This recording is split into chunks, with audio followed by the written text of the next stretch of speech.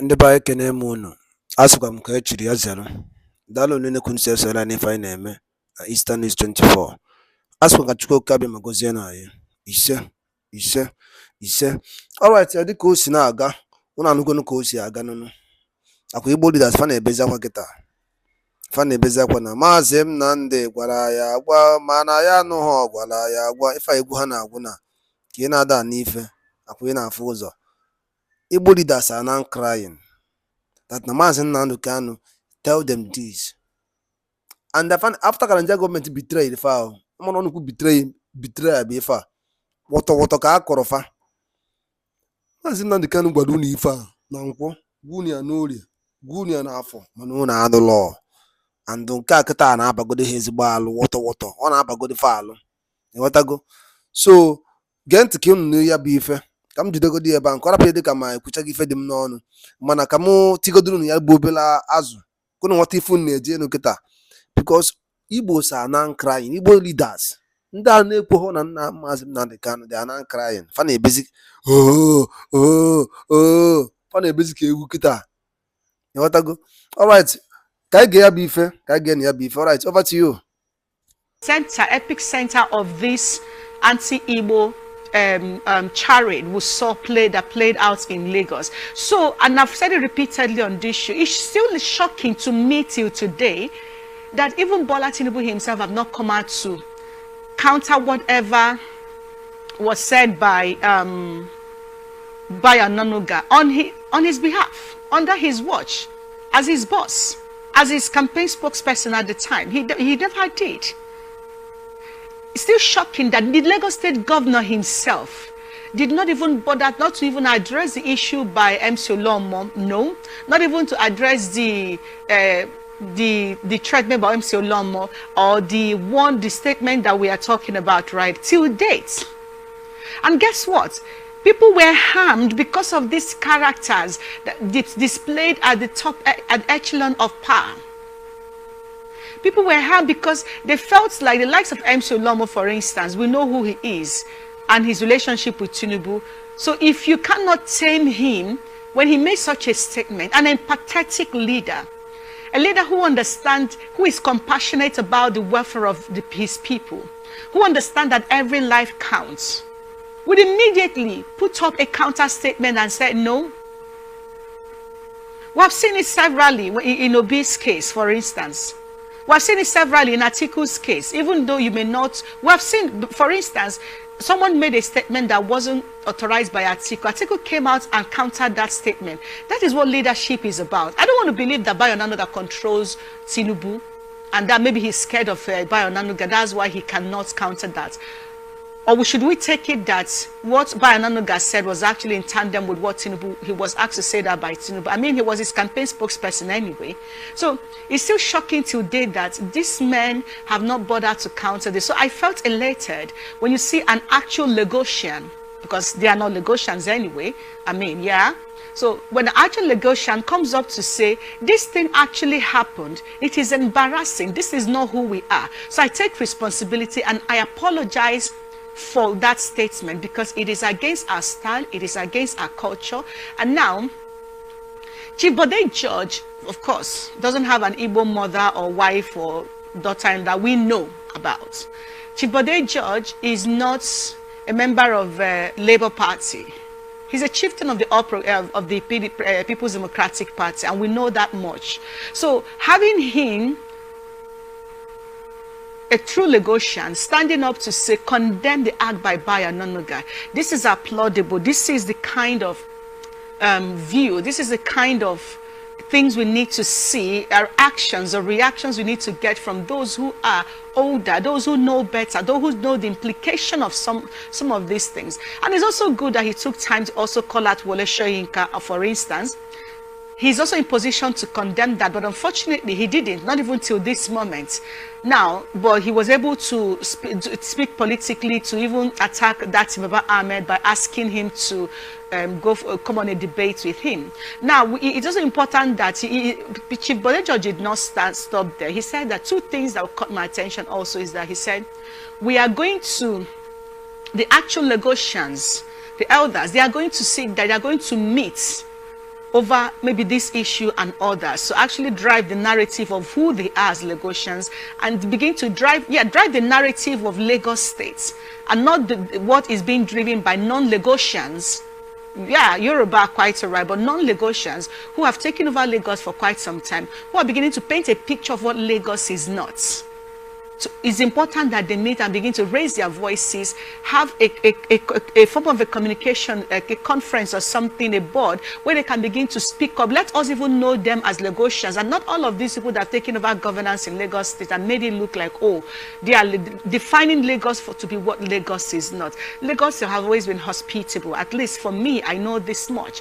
I lived in Lagos. I had my professional trainings in Lagos. Lagos was habitable for me. Nobody ever made me feel like, oh, I'm not Lagosian. I don't even know, there was even no point where such a conversation, not even in the training school, there was no point when that came up. I can't remember.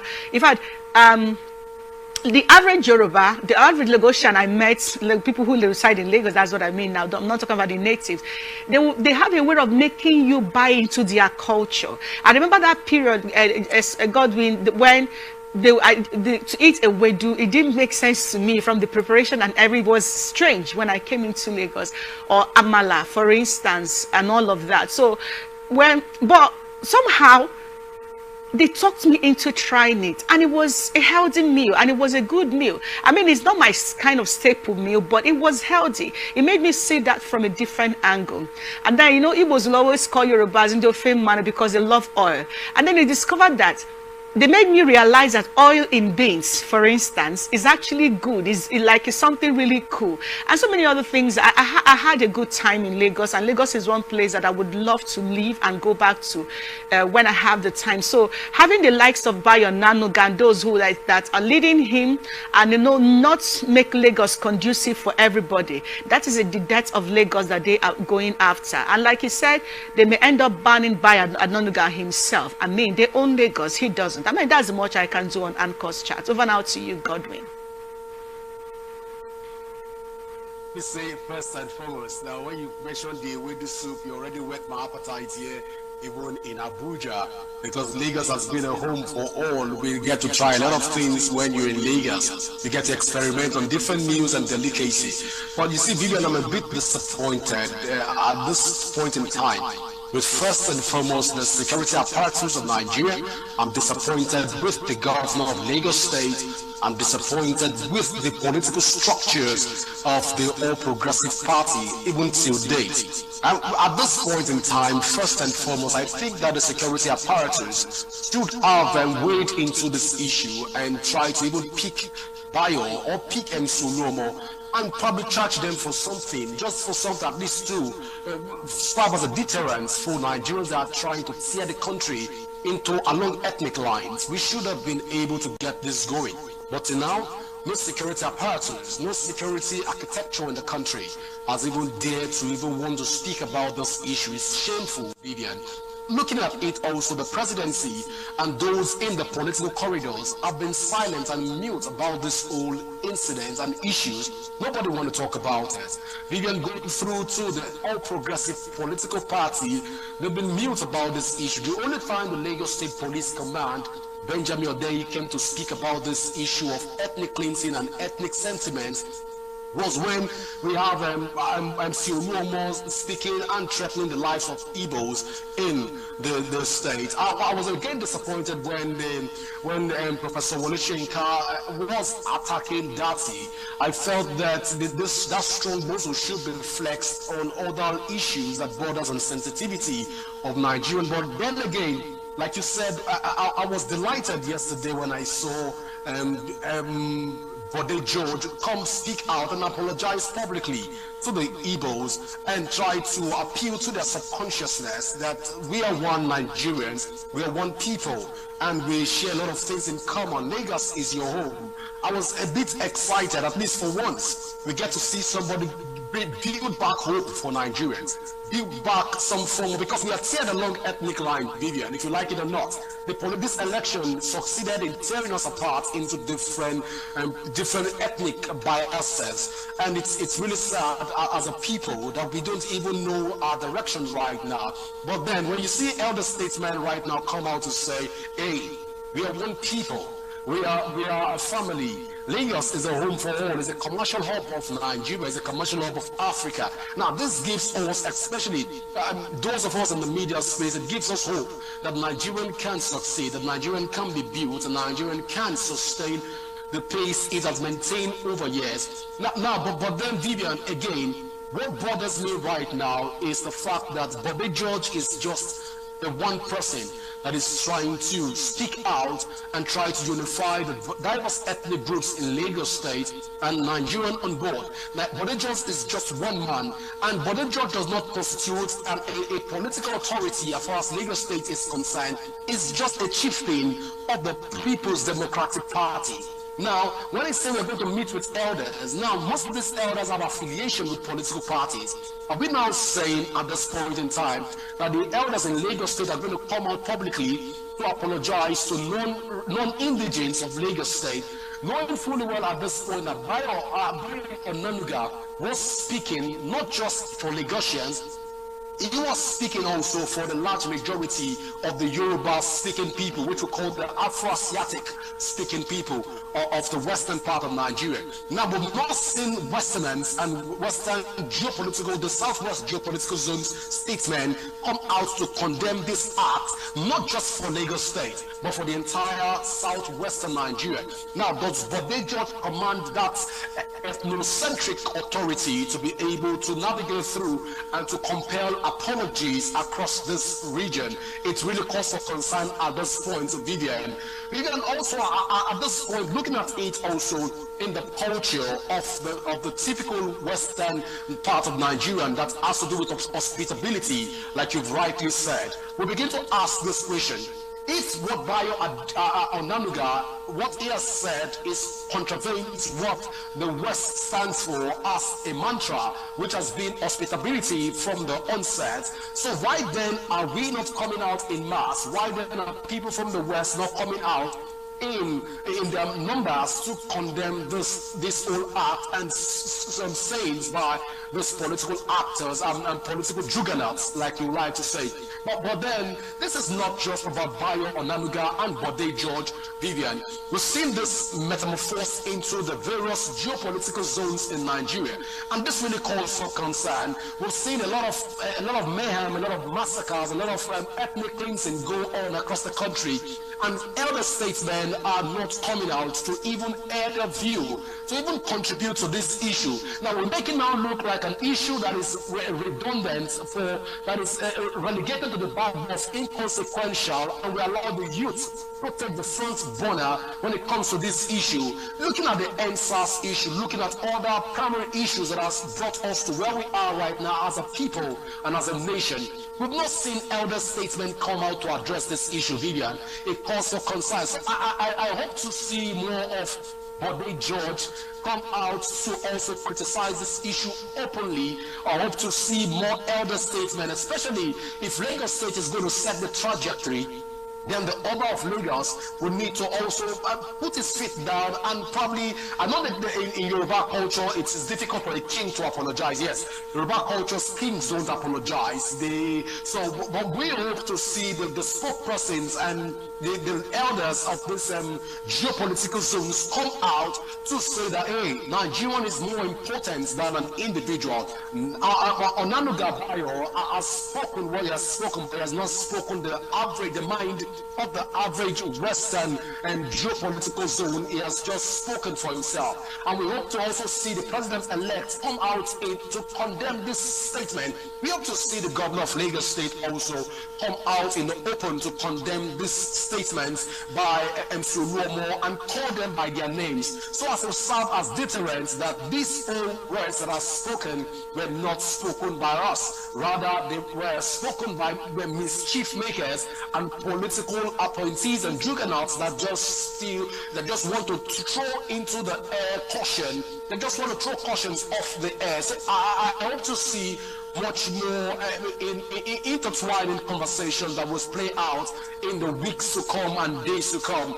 But so far, so good, Vivian. If you look at it in generality, Lagos was indeed a home for all. Lagos, like you rightly said, I lived in Lagos. I was born in Lagos. I bred in Lagos. I schooled in Lagos. And Lagos was it's still a fantastic place if you ask me. And like you rightly said, if you give me the opportunity, I think I still want to go back to Lagos. Although the traffic and the hustle and borders in Lagos and what you have still make Lagos one unique place. But then Lagos still holds some sanctity when it comes to economic stratas and economic wherewithal in Lagos. But especially when you mentioned that ewedu soup, Vivian, and the amala, like I said earlier, you took me back memory lanes, and I hope to try some of that even later in the day. Well, Vivian is back to you in the studio.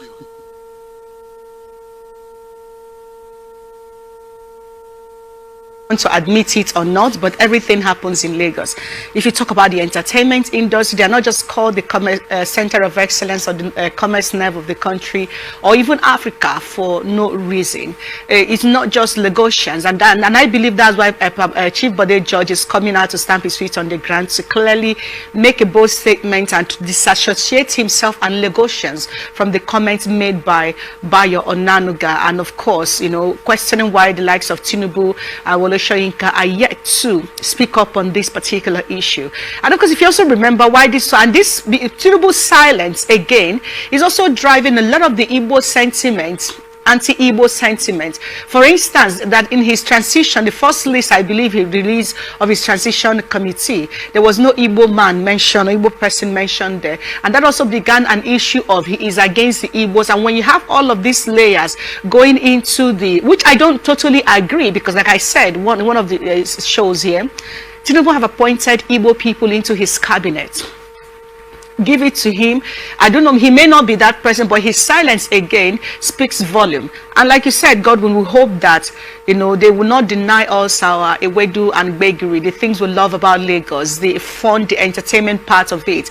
Even if the career part of our life, God, you agree with me that everything happens in Lagos. And we hope that the move by Bode George saying that the elders of Lagos will meet, the actual Lagosians will meet, and, you know, begin to address some of these issues. We look forward to that, because that is what it should be. The truth is that peace is priceless. Like we always say here, peace and unity are the pathway to progress. If you begin to tear down the walls of peace and progress in every state or everywhere you are, you're beginning to tear down the path to progress, and that's what that simply means. So it's also very important to, you know, put statements like this out to say Lagos is home for all, and it's not just, and we cannot say it's no man's land. That is also wrong for those who say that. No, Lagos is home for all, because these people are hospitable, they are receiving, they are welcoming. And we hope that everyone, including Igbos who make some of this comment that is being alleged, I'm here to find one anyway, but if there are people who make this comment that is stuck in the embers of war, this tribal sentiment, we all need to watch it, because at the end of the day, if we all agree to be one country in peace and in unity.